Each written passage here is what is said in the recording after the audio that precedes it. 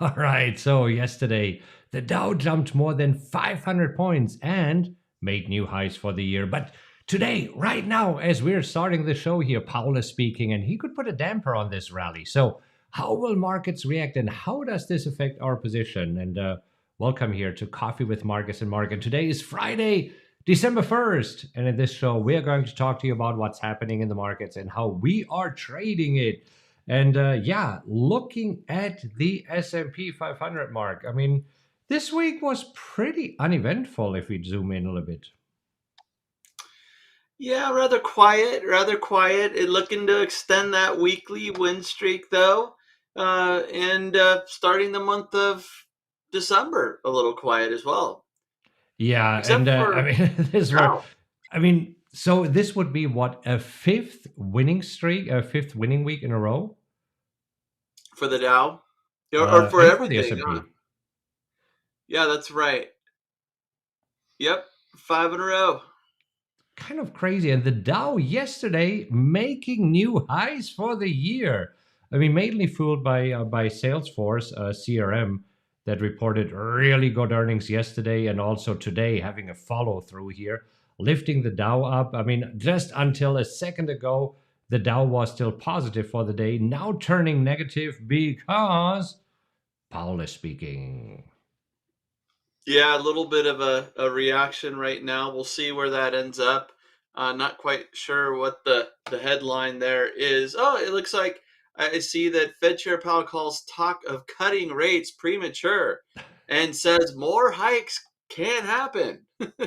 There you go. I mean, I'm not surprised because we talked about it yesterday.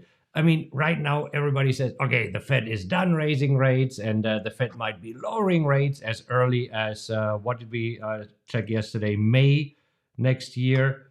So if you look at the probabilities here, and I mean, we already talked about it yet. Oh my gosh, look at this! The probabilities have Yeah. just changed. Right now, traders are thinking it is in March. I'm not surprised that Powell puts a damper on this and said, guys, no, seriously. Yeah, and honestly, there was a comment yesterday on the YouTube video that we did that he believed that Fed Chair Powell would be hawkish with his comments, and I mean, to me, that's no surprise because he wants investors to think, "Hey, we are going to do what it takes, and we're not going to let this just bounce right back and get out of control." So I don't think he's going to give everybody a nugget saying things are perfect and look fantastic, even though he might think that's where we're headed. Right, that's what we heard from a few Fed members this week, that they say we are heading in the right direction. And yesterday we talked about it. Let me just use a different color here. I don't know what happened. I also should be able to. There we go. That is much better. Anyhow, so yesterday the core PCE price index 3.5% for the year. So I mean that's not bad, but still, I mean it's much higher than the 2% that the Fed is targeting. And this is one thing that Powell and every Fed member made clear. We are not moving away from the 2% because earlier this year there were some talks that maybe the Fed would be content with 3% or 3.5%. A new But normal. they have reiterated it. No, 2% it is, and not a single member said, well, maybe we can move away from this. So I think that's what's important, and that's what Paul is iterating today. Yeah, focusing on data and the fight is not over is what he's saying basically. Yeah. So looking at the 5 minute chart of the S&P, I think he has some. Is he heading a panel? I believe, right? He's speaking two times, and I forgot which one is which. Yeah. So the one right now, it's a fireside chat at Spelman College, and Okay. then a little bit later as well. All right. Okay. Fireside chat. There we go. Is Paul there in his velvet bathrobe? That's how I picture him. I think so, with his smoking pipe. Yeah. Hey, since we have the heat map up here, I think there's two stocks that we can talk about. One is Pfizer, and the other one is Tesla. Where do you want to start? Let's start with Pfizer, I guess. Pfizer. There we go. So Pfizer, they had the weight loss pill, and this is where everybody got excited about the weight loss pill. Yeah. And now they say, well, we have to discontinue it because there's a high rate of adverse side effects. And that's, of course, not what the markets wanted to hear. So Pfizer today moving lower. I mean, down 5% for Pfizer. That's quite a lot. And as we see, Pfizer, if you look on a weekly chart, just continues to slide down. I mean, since the beginning of 2022, lost pretty much half of its value. Yeah, a tough one for Pfizer. There were some big hopes there, and I guess in the mid stage clinical study, tolerating the drug was an issue. So I guess we'll find out more about that, but not what Pfizer wanted to discover. Yeah. And then we have Tesla. So Tesla lower yesterday, still lower today, even though overall stocks are unchanged. And this is where last night, here in Austin, Texas, Elon Musk revealed the Cybertruck. And this is where he hyped it up at the deliveries event here in Austin. I tuned in and I watched a little bit of it. Did you watch it? No, I did not, So it's super but I'm interesting interested. because first of all, it was super dim, the whole room. I mean, it looked like they forgot to turn on a few lights. And yeah, I mean, Musk just said, okay, this is a super tough truck, and they've shown videos how you can shoot bullets at it, and they repeated the test of throwing. You remember when Elon Musk first revealed it, and they threw this steel ball uh, into the window and smashed it. So Yeah, yesterday they did it again. However, they gave the chief designer a baseball and said, use the baseball instead. So anyhow, yeah. So that was what going on.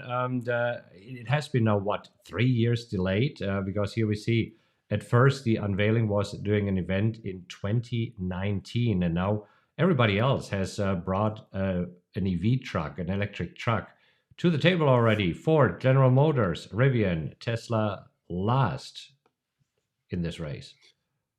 yeah. I did see a video, Marcus, of the Cybertruck and a Porsche.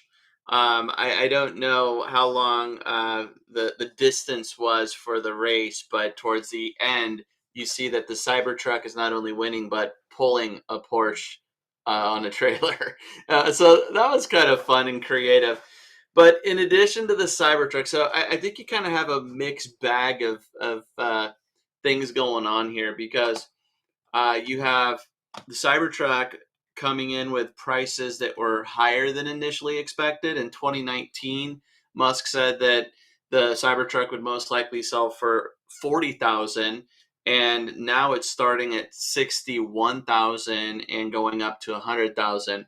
But Musk also has kind of gotten himself uh, into the hot seat with some of his comments with Twitter and advertisers there, and I think that that's also kind of having an impact. We'll see if it's an overreaction here. There was that gap down, and it looks like Tesla's clawing back and down just over 1% now. Yeah, but you would expect that with the Cybertruck, where he says, "Okay, we are ready right now. We are delivering it." That there is actually a little bit more enthusiasm, especially. I mean, if they are able to jack up prices here, and they have a long line of people who want this Cybertruck, but I kind of feel that even though they're pricing it at 60,000, that might be just right above their break even at the production cost. I don't think that We'll they're have making much of a profit just yet. we'll have to see, and also what the interest is. I know that there are a lot on the wait list, but then how many people are actually going to follow through with that is yet to be seen. I think there was also something going on where you had to sign a waiver, or not a waiver, but an agreement that you wouldn't sell it in its first year if you do take delivery. Um, I think it's interesting. I know when I first saw the truck, I thought this is the stupidest thing I ever would want, and I love it and want one. So I can't wait to see one and maybe get one. You're getting one? I want to get one. I, I I do want to want to look. get I one. want to see what. Yeah, I have a hard time just getting it without really experiencing it and seeing it. So I wanted to see it first. I'm not on the wait list or anything like that, but I wouldn't be surprised if I end up with one crazy looking and all. I hear you. I hear you. Hey, one more, and then we take a look at our positions. Ulta Beauty today reporting earnings jumping Wow, 10%. not too bad there. Gosh, earnings beats, right? So better than Yeah, expected earnings. but I mean, it's not that it is a blowout beat. I mean, in terms of revenue, slightly better, pretty much in line with expectations here. Also, the earnings, I mean, 2% better. That's not it. I think they provided some strong guidance.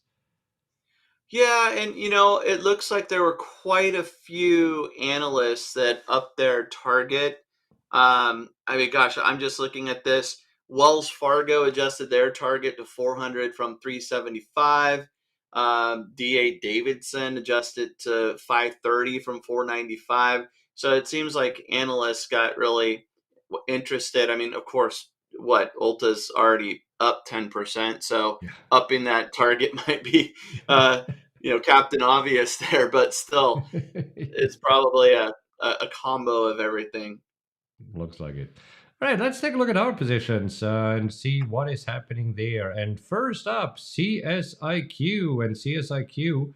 I mean, moving higher again, and just right now being in this range. I want to say between 20. What is this? There we go. 20 and 22. That's the range that we have been trading in. Yeah, I feel comfortable with the range. I would just like to see if we get a pullback to that lower level before doing a rescue. Yeah. All right. So waiting here to see what's happening. And then NEE.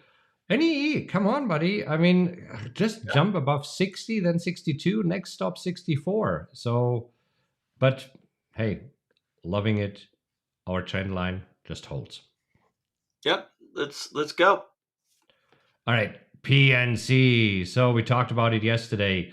I mean, your cost basis is at 136, and yesterday you were thinking about selling calls, and I think towards the end of our show it happened, right? You got filled.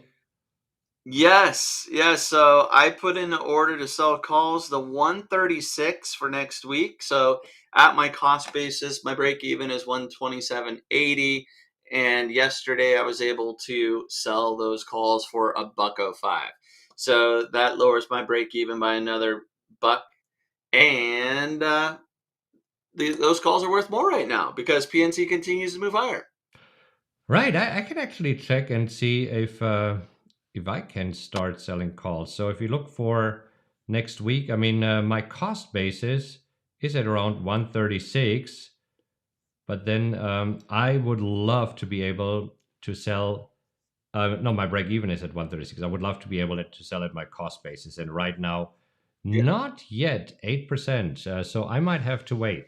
So, what's your plan? Will you be super sad and sorry if you're getting called away at 136 next week? Let's just say that PNC keeps rallying, or are you okay with it? So I would like to squeeze out some premium on this one. And so my goal here, and I do think that there's a strong chance we're going to hit that 136, 137 and pause. We saw that we hit those levels in July and retreated. Not looking for the retreat. I'd rather we pause and then take off. I think I can roll and maybe sell calls for a couple of weeks before it takes off. That would be my goal and plan. But I wouldn't have sold the 136 if I wasn't comfortable getting called away. So if it just blows past 136, takes off from there, then yeah, I'll say goodbye to PNC and thanks for your service. Right? Yeah, it has been paying us dividend 3 times already. Yep. Yep. So a little premium collected, nice dividends paid, and that works for me. All right. Speaking of dividends, the UPS dividend was in my account this morning. Was the same for you? Yes, yes. So Saw that. nice. Yep. I'm loving this. So got paid a little bit dividend, also up today, 0.65%. So we are right now above my break even because my break even is at 152.14, and we're trading slightly above there. I'm holding off until next week because I want to sell calls at my cost basis, so at 157.50, and I don't think that there's any premium in it just yet. I mean, we can double check for next week to see if there's any premium, but I highly doubt it. Yeah, there's nothing yet. But look at this. I mean, at the 155, the 155. Oops, we are already at 21%. Yeah, not too bad. Not too bad. My break even is 162.26, so I have a little more little ways to go before I could sell calls, but we're down 5-6%, and I'll take that after the drop heading into earnings. Real nice reversal there. Yeah. Exxon, here we go. I mean, I sold earlier this week the 102, and what is going on with my pencil? I'm making some odd things here on my screen. Anyhow, you joined yesterday selling the 101 expiring today. So this is looking as is this expires worthless? And I don't know. Some people might say, "Yay, it expires worthless." I'm more like, really would have loved to get assigned in XOM and ExxonMobil. Yeah, I think this is one to keep an eye on for the next couple of weeks. It does look like for both of us, no assignment, and those puts just expire worthless. I don't really like to roll puts, right? I would rather take assignment, but at the open this morning, when we opened slightly lower, I was looking at the possibility of even rolling out to next week, not because I was afraid of assignment, but because there was really no premium left in that 1-day 101 put that I sold. And I saw that there was some decent premium at the 101 for next week. So I was playing around with that briefly, but then it quickly moved higher. And now the premium at the 101 just isn't where I want it to be. Yeah. All right, so looking at our positions, CSIQ, nothing yet to do. NEE, nicely plugging along. PNC, you have been able to sell calls already. I might get to a point where I will be able to sell calls next week. UPS, I mean, I might be able to sell calls as early as Monday there. XOM is probably expiring worthless. So, I mean, all looking good. I'm very happy here. Well, I'm not happy that I don't get assigned XOM, but it is what it is. Yeah, no, I think that things are working out nicely. Nice little rally in the market. Looks like whatever Powell said, traders decided it was okay because now the major indices are slightly positive for the session. Yeah, but I mean, it's still a little bit diddling along, and it's capping up a really uneventful week. So maybe stocks can rally, but we're looking at a positive week for now. So we are up, 0.3% for the week. Does that sound about right? That works for me. Barely. But Marcus, I'm disappointed in you. You literally just sucked the wind out of the market sales when I'm trying to be positive going into the weekend, saying that the markets turn positive, and you just turned it into a diddle. Let things be positive. It's okay. All right, all right, all right. Yeah, okay, they're positive. Yay, we're positive for the fifth week in a row. And now We're the Nasdaq's continuing the negative. November Sorry. rally. So, yay. All right. Hey, if you enjoyed today's show, give us a like. If you feel that this was a great show and you want to share it with somebody, there's a share button right underneath. So feel free to share it. I don't know, by email, by WhatsApp, on Twitter, wherever. And if this is your first time here, welcome. Hope you enjoyed it. Consider subscribing. And if you do, then hit the little notification bell. This way, you get notified whenever we go live again, which will be on Monday because it is Friday and it is time for a deserved weekend. And we will see you again Hey, on Monday. Marcus, before we wrap up, do you want to mention the 25 days of Christmas? Oh, yes. It's up to you. It's a cool thing. We did it a couple years ago, and it was so much fun. The community is just awesome. And I don't know if you wanted to mention it or not. Yeah, I just don't have it on my screen right now. Actually, I can probably bring it up. So what we are doing is it's kind of a tradition that I grew up with in Germany. It is having an advent calendar. And so in Germany, it is that you get little toys or chocolates or all the good stuff here. And I'm just trying to figure out how I can And bring this up. if you can't bring it up, and if you're interested, uh, there's nothing for sale. Just post a comment below the video, and we'll make sure that to share a link so you could join because it's a lot of fun. Yeah, it is. And I can't bring it up right now. But hey, let's talk about more on Monday. So, That sounds good. perfect. We'll talk to you then. Have a great weekend. Happy trading, everybody.